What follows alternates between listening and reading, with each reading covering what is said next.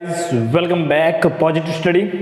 तो जैसा कि मैंने कहा था कि दूसरा पार्ट इसका जल्दी ही आ जाएगा, तो हम लेके आ गए आज का दूसरा part, how to make notes in English.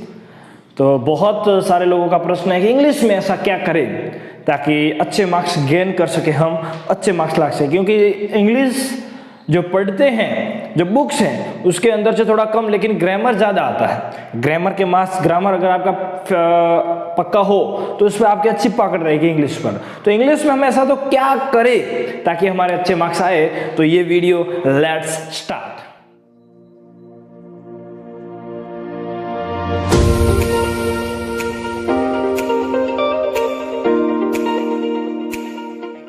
चलो देखते हैं इंग्लिश। तो इंग्लिश में हम जब देखते हैं तो तीन भाग पढ़ते हैं, दो भाग ये है, तीसरा पार्ट ये हो जाए उसके बाद मैं लाता हूँ। तो पहला भाग है ग्रामर, दूसरा भाग है कॉम्प्रिहेंशन यानी कि समझना, और तीसरा भाग होगा राइटिंग यानी कि हम किस तरह से राइटिंग वाले पार्ट में अच्छे मार्क्स ला सके।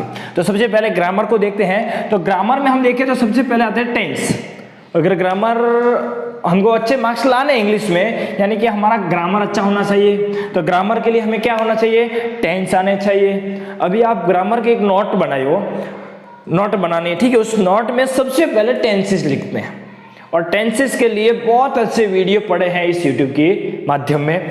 टेंसेस को पूरा का पूरा नहीं समझना है, अभी आपको आता है तो ठीक है, लेकिन इसकी short tricks, present tense, future tense, past tense में शॉर्ट ट्रिक कौन सी है जो हम यूज करके इसका पता लगा सके, तो ऐसी शॉर्ट ट्रिक का उपयोग कीजिए और इसके एक नोटबुक में लिख दीजिए, ठीक है। नोटबुक में सबसे पहले टेंसेस लिखिए और समझने की कोशिश कीजिए कि वाक्य जो है वो कौन से टेंस में है ना, कौन से प्रेजेंट टेंस में है, फ्यूचर में है, पास्ट में है, कौन से में है। अगर आपको ये मालूम हो गया कि ऐसे ये वाक्य जो हैं वो इस काल के वाक्य हैं, तो आपके लिए ग्रामर के आगे के जो पॉइंट हैं वो एकदम आसान बन जाएंगे, ठीक है। और उसके बाद उसमें है फंक्शन।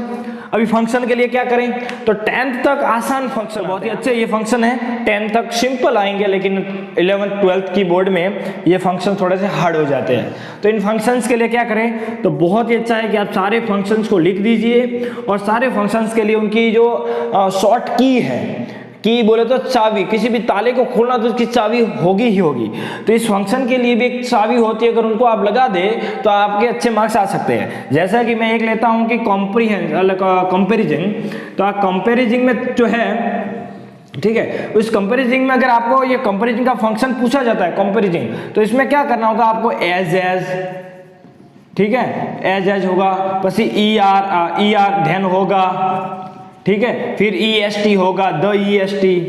तो ये शॉर्ट की है। अगर आपको ये फंक्शन सीखना है, कंपैरिजन सीखना है, अगर फंक्शन में कंपैरिजन आ जाता है तो इसमें एज होना ही होना चाहिए। बस फिर वाक्य के लिए ER यानी कि बिगर देन, ओल्डर देन ये होना चाहिए, अथवा अगर ये नहीं है तो द होना चाहिए। यानी कि ये क्या इसके की पार्ट है। अगर की पार्ट होते हैं तो आपको आसानी से आप ये फंक्शन भी सीख सकते हैं। इस फंक्शन में आपको करना क्या है, यही करना है कि फंक्शन के लिए आप सारे फंक्शन लिख दीजिए जितने आपके अभ्यास क्रम में हैं, उन फंक्शंस को अच्छी तरह से लिखिए और एक एक की पॉइंट्स उसमें लिखिए, की वर्ड्स उसमें लिखिए, और एक दो उदाहरण लिख दीजिए ताकि आपको वो समझते वक्त कोई मुश्किल ही ना हो। जैसे कि अगर फंक्शन में पूछा गया है कि डिस्क्राइबिंग पास्ट इवेंट, तो पास्ट के लिए वाज वर आना ही चाहिए। तो वाज वर आपको अगर वाक्य में दिखता है तो वो बन जाएगा पास्ट इवेंट का वाक्य। अगर इसमें आता है कि डिस्क्राइबिंग टाइम, तो टाइम में आपको पता चल जाएगा कि 9 o'clock दिया होगा, 6 o'clock दिया होगा, कोई टाइम दिया होगा, मॉर्निंग दिया होगा, इवनिंग दिया होगा। तो इस तरह से आप फंक्शन भी कर सकते हैं। फर्क इतना है कि आप फंक्शन के लिए सारे फंक्शन लिख दीजिए और उनकी जो वर्ड कीवर्ड्स हैं वो उसके अंदर डाल दीजिए और एक दो उदाहरण लिख दीजिए और एग्जाम वाले दिन फाड़ दीजिए, ठीक है। उसके बाद ए एंड द का उपयोग है।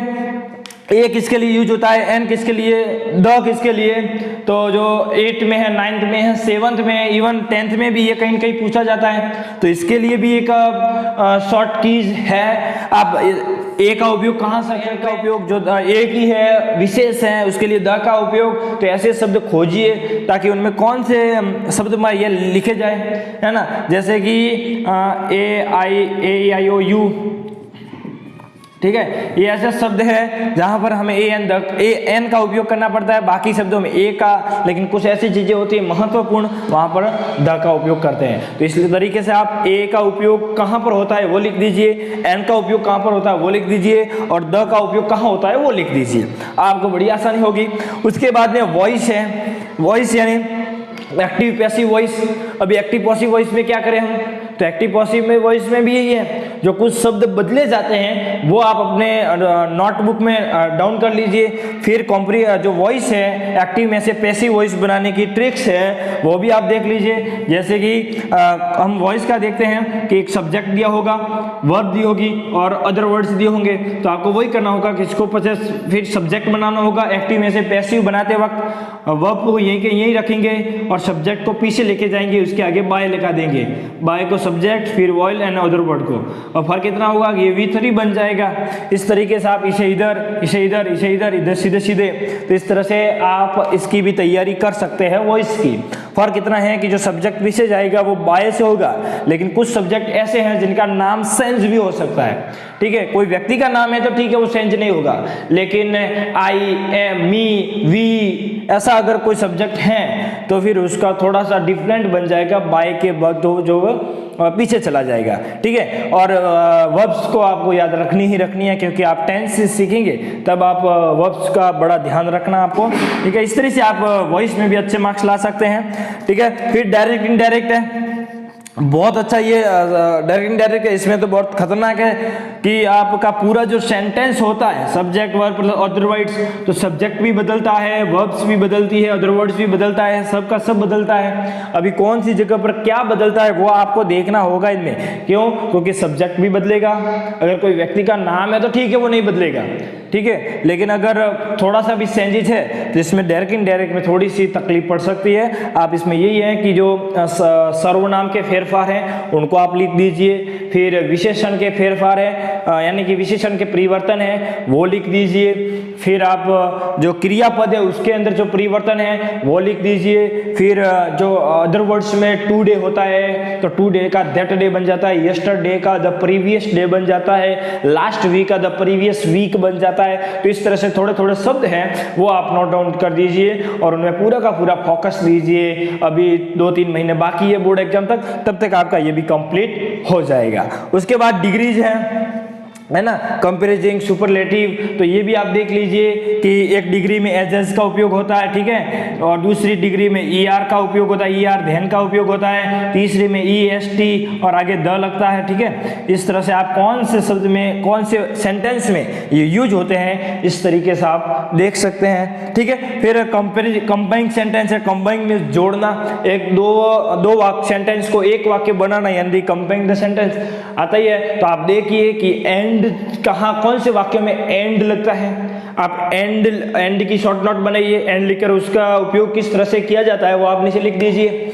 फिर एंड के बाद ऑन, कौन के अंदर ऑन का यूज होता है, इन का यूज होता है, और फिर बहुत सारे ऐसे शब्द हैं जो कंबाइंड सेंटेंस में आप यूज कर सकते हैं। इस तरीके के हम ग्रामर की तैयारी कर सकते हैं। करीबन मैंने 12 तक के सारा ग्रामर पॉइंट ले लिए हैं, लेकिन अगर 2-3 रह गए हैं तो उसकी तैयारी भी आप नोट में कर सकते हैं। बस आपको करना होगा कि एक नोट तो अलग से बनानी पड़ेगी, आप किसी के भरोसे नहीं रह सकते। अभी बोर्ड एग्जाम में बहुत ही कम समय है, तो एक नोटबुक बनाइए, ग्रामर से शुरू करिए, टेंसेज लिखिए, फंक्शन लिखिए, एंड का उपयोग लिखिए, वॉइस लिखिए, degree and direct and indirect degree में कौन कौन से परिवर्तन है वो आप लिख दीजिए, फिर डिग्री है और फिर कंबाइंड सेंटेंस है। आपके ग्रामर के सारे पॉइंट लगभग कंप्लीट हो ही जाएंगे। उसके बाद कॉम्प्रिहेंशन आता है। कॉम्प्रिहेंशन समझना, आपकी समझ कितनी है, यानी कि कॉम्प्रिहेंशन, ये थोड़ा सा गुजराती में हो गया है, क्या करे, समझना है ना, समझना यानी कॉम्प्रिहेंशन। अभी आप कॉम्प्रिहेंशन में क्या कर सकते हो, तो आपको सबसे पहले अगर कॉम्प्रिहेंशन में अच्छे मार्क्स लाने हैं तो यानी कि आपको WH फैमिली आनी चाहिए। जी हाँ, WH फैमिली के काका, बाबा, छोकरा, नाने, छोकरे सबको आपको पता कर लेना है कि WH के फैमिली में कितने सारे लोग हैं उन सबको एक एक करके नागिन डांस कराने हैं और सबको अपने इस खोपड़ी के अंदर जो भगवान का ये दिया हुआ गिफ्ट है इसके अंदर फिट कर लेना है। अगर आपको WH क्वेश्चन सारे के सारे आ गए, यानी कि कंपेरिजिंग यानी पैराग्राफ राइट जो क्वेश्चन आंसर होते हैं उसमें भी आप अच्छे मार्क्स लाएंगे। फिर समरी आती है, ठीक है। समरी में क्या करना है आपको कि जो एक पूरा का पूरा पैराग्राफ दिया होता है उसका 1/3 भाग लिखना होता है ना, तो समरी और फिर एक टाइटल भी देना होता है। तो आप समरी को पहले देखिए। अभी ज़्यादातर तो ये होगा कि हम में से बहुत लोगों को इंग्लिश इतनी तो नहीं आ सकती कि हम उसका 1/3 भाग कर सके, तो फिर भी 1-2 लाइन अच्छी लगे वो लिख दीजिए। फिर दूसरी तीसरी लाइन में जाइए, उनमें से कुछ अच्छा लगे वो देख लीजिए। फिर नीचे वाले में से देखिए वो थोड़ा लिख दीजिए। ऐसे ऐसे करके अगर 10 लाइनें हैं तो करीबन 3-4 लाइनों में आपको समरी लिखनी होती है। और आप समरी को ध्यान से पढ़िए कि किसके बारे में है, वो टाइटल दे सकते हैं आप। और समरी में ऐसा होता है कि आप एक से ज़्यादा भी टाइटल दे सकते हैं, ठीक है। टाइटल आप 2-3 भी दे सकते हैं तो बहुत अच्छा रहेगा, आप समरी में भी अच्छे मार्क्स ला सकते हैं। उसके बाद पिक्चर, जो आपको एक फोटो दिया होगा पिक्चर दिया होगा, उस पिक्चर को देखकर आपको क्वेश्चन आंसर लिखने होते हैं, ठीक है। तो आप वो भी, अगर आपको WH फैमिली आ रही होगी तो आप वो भी लिख सकते हैं। उसके बाद एक एड दी होगी, है ना, एक छोटा सा ऐसा पैराग्राफ दिया होगा जो कि कोई एड होगी किसी के बारे में, किसी कंपनी की, उसमें से क्वेश्चन आंसर होंगे, तो वो भी अगर आपको WH फैमिली आती होगी तो आप ये भी लिख सकते हैं। फर्क इतने हैं कि WH जो फैमिली है उसको पूरा का पूरा याद कर लीजिए। जो वर्ड से प्रश्न आते हैं, हु से, which, when, where, how much, how many, जो ये शब्द हैं तो उनके अंदर कौन से उत्तर लिखे जाते हैं वो आप देख लीजिए। तो आपकी इंग्लिश में जो कॉम्प्रिहेंशन है, जो पैराग्राफ राइटिंग है, समरी है, पिक्चर है, एड, क्वेश्चन आंसर है, उनमें भी आप अच्छे मार्क्स ला सकते हैं। इस तरीके इंग्लिश में आप ग्रामर और कॉम्प्रिहेंशन आगे है राइटिंग।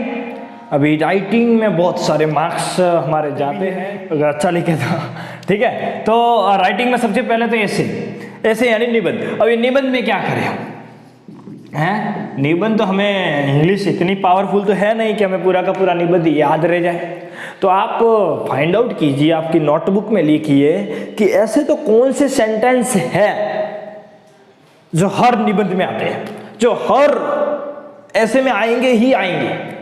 कुछ ऐसे बहुत सारे वर्ड्स हैं जैसे ऐसे में आप बार बार लिख सकते हैं, तो ऐसे देख लीजिए, ऐसे के कुछ पॉइंट्स हैं उनको देख लीजिए ताकि वो हर ऐसे में आते ही आते हैं तो उनको याद कर लीजिए। और अगर आपके टीचर्स कहे कि ये मोस्ट इंपोर्टेंट ऐसे है, क्या है, IMP मोस्ट इंपोर्टेंट है, तो आप उस ऐसे को पूरा का पूरा अपनी अपनी नोटबुक बनाइए उसमें लिख दीजिए और उसे तो याद कर लीजिए। भले ही आपका बोर्ड एग्जाम में वो ऐसे ना आए, आपका नहीं होगा वो ऐसे, आपके बोर्ड एग्जाम में नहीं पूछा होगा, तो भी अगर वो ऐसे आपको याद होगा तो बोर्ड एग्जाम वाले दिन कोई भी ऐसे होगा तो उसमें आप अच्छा लिख सकते हैं। पूरा का पूरा तो नहीं लिख सकोगे लेकिन बहुत अच्छा लिख सकते हो, ठीक है। तो मैं यही कह रहा था, ऐसे में ऐसे कुछ वर्ड्स को फाइंड आउट कीजिए जो हर निबंध में आते हैं और मोस्ट IMP जो ऐसे हैं उनको लिख दीजिए, याद कर लीजिए, अच्छी तरह से याद कीजिए। फिर हिंदी में याद कर उसका ट्रांसलेशन कीजिए, आपकी जो भाषा है उसमें याद कर फिर ट्रांसलेशन कीजिए। ऐसे कर 1 से 2 मैक्सिमम 3 आप ऐसे याद कर लीजिए ताकि आपको फायदा हो, बाकी तो कोई है नहीं। ओके, आगे जाते हैं। स्पीच राइटिंग आती है बहुत लोगों को, ये अथवा में, यानी कि इसकी अथवा में ये आएगा आपको, या तो ऐसे लिखे या फिर स्पीच लिखे या फिर स्पीच लिखे। ईमेल ऐसा 1-2 अगर आपका ऊपर नीचे हो जाए तो माफ कीजिएगा। तो स्पीच है तो स्पीच यानी आपके स्कूल में कोई फंक्शन हो रहा है उस फंक्शन का पूरा डिस्क्राइब करना है। फिर अगर कोई मूवमेंट हुआ है एनवायरमेंट पर तो उस पर स्पीच आपको लिखनी है, उस पर लिखिए। या फिर सेव वाटर पर स्पीच आ गई उस पर लिखिए। तो ऐसे 1-2 जो मोस्ट इंपोर्टेंट स्पीचेस है उनको आप देख लीजिए। अब फायदा क्या होगा इसमें भी आपने 1-2 स्पीच लिख दी, याद कर ली, तो उसका उपयोग आप निबंध में कर सकते हैं और जो निबंध में याद किया है उसका उपयोग आप स्पीच में भी कर सकते हो। अगर आपका थोड़ा सिमिलर अगर पूछा जाएगा तो आप बहुत अच्छा ये कर लीजिए। अब ईमेल है, बहुत लोगों की ईमेल ये पूछा जाता है, तो ईमेल में आप क्या करोगे, तो ईमेल में देख लीजिए कि शुरुआत कहाँ से होती है और जो ईमेल की जो पूरी प्रक्रिया है, ईमेल पूरा लिखा जाता है उस तरह से लिखना ही है। लेकिन अब कौन सा ईमेल पूछे हमें क्या पता, बोर्ड वाले कोई भी पूछ सकते हैं, स्कूल वाले कोई भी ईमेल पूछ सकते हैं। तो आपको जितना ईमेल में पता है उतना तो लिखना ही है, बाकी का नहीं पता, निबंध में से 1-2 उतार दीजिए, स्पीच में से 2-3 वाक्य उतार दीजिए, कुछ अच्छा सा लिख दीजिए। अगर आप ये याद करोगे तो ऑटोमेटिकली आपको आ ही जाएगा, गारंटी है। ईमेल में भी आप लिखिए। फिर एप्लीकेशन है, एप्लीकेशन बड़ी हार्ड होती है यार, बहुत अच्छी है। हमारा पता लिखना होता है, फिर सामने वाला का पता लिखना होता है ना, उसको आप लिख दीजिए। एड्रेस लिखना होता है, हमारा एड्रेस लिखना होता है, वो उसको आप फाइंड आउट कीजिए कौन सी जगह पर हमारा एड्रेस लिखा जाएगा, कौन सी जगह पर जो सामने वाला व्यक्ति है उसका एड्रेस लिखा जाएगा। फिर आप सब्जेक्ट उसके अंदर देखिए कि कौन से सब्जेक्ट पर ये बात हो रही है, वो फाइंड आउट कीजिए। और सब्जेक्ट के बारे में आपको जो आता है भर भर कर लिखिए, आप बोरे भर भर कर लिखिए। और आपका इसी तरह से राइटिंग पार्ट हो जाएगा कंप्लीट। अगर राइटिंग में अच्छे मार्क्स आ गए तो आपके ऑल ओवर ग्रामर में भी अच्छे आएंगे, कॉम्प्रिहेंशन में भी अच्छे आएंगे, और अगर राइटिंग में भी अच्छे मार्क्स आ गए तो यकीन मानिए बहुत अच्छे। फ्रेंड्स, आपने अगर देख लिया हो किस तरह से करना है तो क्यों रुके हो, जाओ तैयारी करो यार।